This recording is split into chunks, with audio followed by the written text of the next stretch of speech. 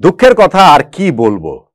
ত্রিদেশীয় সিরিজে পাকিস্তান দক্ষিণ আফ্রিকার যে ম্যাচটি আক্ষরিক অর্থেই সেমিফাইনালে রূপ নিয়েছিল, সে খেলার প্রথম ইনিংস শেষে নিশ্চিতভাবেই ভেবেছিলাম সাউথ আফ্রিকা জিতে যাচ্ছে, পাকিস্তান হেরে যাচ্ছে।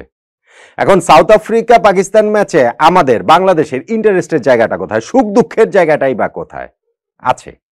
কেননা চ্যাম্পিয়ন্স ট্রফিতে তো আমরা পাকিস্তানের বিপক্ষে খেলবো, সাউথ আফ্রিকা তো আর আমাদের গ্রুপে নেই। সো সেই পাকিস্তান যখন নিশ্চিতভাবেই হেরে যাচ্ছে, একটা স্বস্তির জায়গা ছিল। দুঃখের জায়গা স্বস্তির জায়গা আসছে এই কারণে, কারণ দিন দুয়েক আগে আবার এই সাউথ আফ্রিকা নিউজিল্যান্ড যেই ম্যাচটা হয়েছে, যেখানে নিউজিল্যান্ড জিতেছে, নিউজিল্যান্ড টানা দুটো ম্যাচ জিতেছে, প্রথমে পাকিস্তানকে তারপরে সাউথ আফ্রিকাকে হারিয়ে ফাইনালে উঠে গিয়েছে। তখন টার্নিং পয়েন্টের ভিডিওটা যে করেছিলাম তার শিরোনাম করেছিলাম যে সর্বনাশ, এমন ফর্মের নিউজিল্যান্ডের মুখোমুখি বাংলাদেশকে চ্যাম্পিয়ন্স ট্রফিতে হতে হচ্ছে। সো আজকে যদি পাকিস্তান হেরে যায়, পাকিস্তান নিজেদের মাটিতে দুটো ম্যাচ হেরে গেল, বাংলাদেশের এই জায়গাটাতে একটুখানি স্বস্তির জায়গা ছিল না।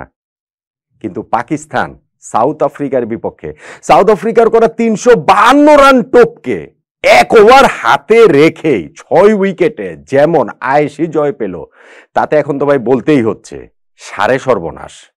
এমন পাকিস্তানের বিপক্ষেও বাংলাদেশকে চ্যাম্পিয়ন্স ট্রফির গ্রুপ পর্বে খেলতে হবে।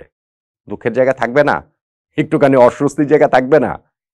এই যে ম্যাচটা হলো, যেখানে পাকিস্তান সকল হিসাব নিকাশ পাল্টে দিয়ে রেকর্ড করে ম্যাচ জয়ের মাধ্যমে ফাইনালটা নিশ্চিত করলো, এখন পাকিস্তান নিউজিল্যান্ড ফাইনালটা হবে, সেই ম্যাচে টার্নিং পয়েন্ট আসলে কোনটাকে বলবেন?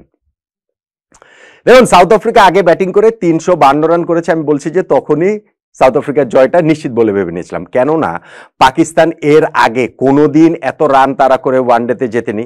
সাউথ আফ্রিকা কোনোদিন এত বেশি রান করে প্রথমে ব্যাটিংয়ে ওয়ানডে ম্যাচে হারেনি। আজকের দিনেই এই সবকিছু আসলে হয়ে যেতে হবে কেন? হ্যাঁ, পাকিস্তানের ওই চেজে শুরুতে ফখর জামান এবং বাবর আজমের ওপেনিং পার্টনারশিপে যখন প্রথম 6 ওভারে তারা 56 রান তুলে ফেললো, একটা ভালো স্টার্ট পেয়েছে। কিন্তু 7th ওভারে এসে ভিয়ান মোল্ডার তিনি বাবর আজমকে আউট করে দিলেন। কিছুক্ষণ পর সৌদ শাকিল আউট হলো, আর 10 ওভার শেষে তারা 2 উইকেটে 91 রানে পৌঁছে গিয়েছিল। কিন্তু 11 নম্বর ওভারে যখন আবার ফখর জামান 41 রান করে আউট হলেন, 91-3, এইখান থেকে পাকিস্তানের পক্ষে 350 তারা করে জয় যে সম্ভব, সেটা কে ভেবেছিলেন? কিন্তু মোহাম্মদ রিজওয়ান এবং সালমান আগা যেই ব্যাটিং করেছেন, এইটা আউট অফ দিস ওয়ার্ল্ড। হ্যাঁ, করাচির উইকেট ভালো, খুবই ভালো, ভীষণ রকম ভালো, তারপরেও তো ভাই রান করতে হবে। তারা রান করেছেন এবং সেইটা দুইজনই সেঞ্চুরি করেছেন। পাকিস্তানের ওয়ানডে ক্রিকেট ইতিহাসেও কিন্তু 4 নাম্বার এবং 5 নাম্বার ব্যাটসম্যান একই ওয়ানডেতে কখনোই সেঞ্চুরি করেনি। এই জোড়া সেঞ্চুরির রেকর্ডটাও আমরা এই ম্যাচে দেখতে পেলাম। ওইরকম একটা অস্বস্তিকর অবস্থা থেকে তাদের পার্টনারশিপে পাকিস্তানের একটু একটু করে জয়ের সম্ভাবনা তৈরি হচ্ছিল এবং তারা মোটামুটি স্বচ্ছন্দেই সাউথ আফ্রিকার বোলিং অ্যাটাককে সামলেছে। ফেয়ার এনাফ যে সাউথ আফ্রিকার অনেক ক্রিকেটার এখনো পর্যন্ত দলের সঙ্গে যোগ দেননি বা এই ম্যাচটাতেও খেলেনি, এই যে এসএ টি20 খেলার কারণে চ্যাম্পিয়ন্স ট্রফিতে তাদের দলটা ভিন্ন হবে। কিন্তু তারপরও সাউথ আফ্রিকাই নিয়ে কিন্তু টানা 6টা ওয়ানডে ম্যাচ হেরে গেল। সো খুব ভালো শেপে যে তারা আসলে খেলতে যাচ্ছে চ্যাম্পিয়ন্স ট্রফি, বিষয়টা সেটা না। দেন এগেন সাউথ আফ্রিকাকে নিয়ে ভাই আমাদের চিন্তা নেই, বাংলাদেশের আপাতত পাকিস্তানকে নিয়ে সেই ভাবনার জায়গাটা। এই রিজওয়ান এবং আগা সালমানের যে পার্টনারশিপ, 260 রানের পার্টনারশিপ, 260, 4th উইকেটে পাকিস্তানের ওয়ানডে ক্রিকেটে এটা হাইয়েস্ট পার্টনারশিপ, সাউথ আফ্রিকার বিপক্ষে হাইয়েস্ট পার্টনারশিপ, এবং রান তাড়া করার ক্ষেত্রে এটা 4th হাইয়েস্ট পার্টনারশিপ। সব দল মিলিয়ে কত কত রেকর্ড হয়েছে সেটা নিশ্চয়ই বুঝতেই পারছেন। তাদের পার্টনারশিপে একসময় গিয়ে এই 350 রানটাও মামুলি, আক্ষরিক অর্থেই মামুলি হয়ে যাচ্ছিল। মানে একসময় মনে হচ্ছিল যে সেটা 350 না হয়ে যদি 450 হতো, কে জানে, এমনকি যদি 400 হতো সেইটাও অসম্ভব ছিল না। কেননা তাদের দেখা গেল যে শেষ 10 ওভারে প্রয়োজনীয়তা দাঁড়িয়েছে 82 রান, সেখানে শেষ 10 ওভারে সাউথ আফ্রিকাই 110 রান করেছিল। তো যখন শেষ 8 ওভারে প্রয়োজন 70 রান, তখন ওই 43 নম্বর ওভারটাতে এই দুজনেরই সেঞ্চুরিটা পূর্ণ করলেন। প্রথমে রিজন একটা ছক্কা মেরে সেঞ্চুরি পূর্ণ করলেন 105 বলে, আর সিঙ্গেল নিয়ে সেঞ্চুরি পূর্ণ করেছেন আগা সালমান, সেটা 87 বলে। সালমানের ক্যারিয়ারে এটা ফার্স্ট ওয়ানডে 100, রিজওয়ানের বলে এটা 4th 100।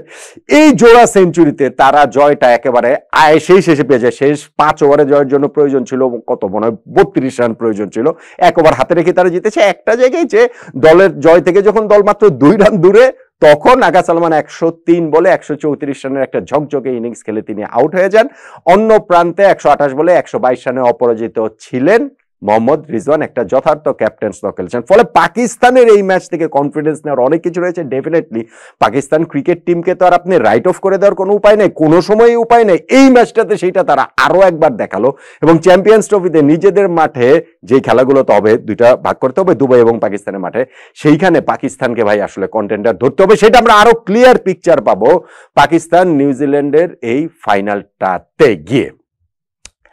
এখন তার আগে যে সাউথ আফ্রিকা 352 রান করলো, তারা কি ভাবেনি যে এটা গুড এনাফ জয়ের জন্য? আমি তো ভেবেছিলাম, আমার ধারণা সাউথ আফ্রিকানরাও সেটা আসলে মনে করেছিল এবং সেইখানটাতে 3টা 80s তাদেরকে এই স্কোরটাতে নিয়ে যায়। হ্যান্ডি ক্লাসেনের 87 রান, ম্যাথু ব্রিটস্কির যিনি ডেবু ওয়ানডে ম্যাচে আগের ম্যাচে সেঞ্চুরি করেছিলেন, তিনি এই ম্যাচেও 83 করেছেন এবং টেম্বা বাবুমা তিনি 82 রানে একটা ইনিংস খেলেছেন, 17 ইনিংস পর ওয়ানডেতে তিনি 50 পেলেন। সো এটা তার জন্য ভালো এবং 3টে এরকম ইনিংসের পর শেষ 10 ওভারে আমি বলছিলাম যে 110 রান তারা তুলেছে। পাকিস্তানি পেস বোলারদের বিপক্ষে তারা কত মানে ওই 27-28 ওভার বোলিং মানে যে ফেস করেছে সেখানে 200+ রান করেছে, 202 রান করেছে। ওইখানে অবশ্য পাকিস্তান আবার সাউথ আফ্রিকার পেস বোলারদের বিপক্ষে 27 ওভারে তারা আবার 228 রান তুলেছে। সো সাউথ আফ্রিকা এই করে যখন 352 রান করে ফেললো, তখন আমি ভেবেছিলাম যে এই ভিডিওর হেডলাইনটা হবে যে যাক, এমন একটু বাজে ফর্মে পড়া পাকিস্তানের মুখোমুখিও তো বাংলাদেশকে হতে হবে। কিন্তু পাকিস্তান শেষে এই ম্যাচটা যেইভাবে আগা সালমান এবং মোহাম্মদ রিজওয়ানের জোড়া সেঞ্চুরিতে এক ওভার হাতে রেখে ওই 350 তারা করে জিতে গেল, তাতে এখন ওই ভয় ভয় নিয়ে বলতে হচ্ছে যে সর্বনাশ না সাড়ে সর্বনাশ, এমন ফর্মের পাকিস্তানের বিপক্ষেও পাকিস্তানের মাটিতে বাংলাদেশকে খেলতে হবে। এখন তাহলে আপনি এই ম্যাচটা টার্নিং পয়েন্ট, আমাদের যে আলোচনাটা সেই টার্নিং পয়েন্ট আসলে কোনটাকে বলবো? আমার কাছে শেষ পর্যন্ত গিয়ে ডিফারেন্সটা মেক করে দিয়েছে কোনটা, সেটাই তো আলোচনা।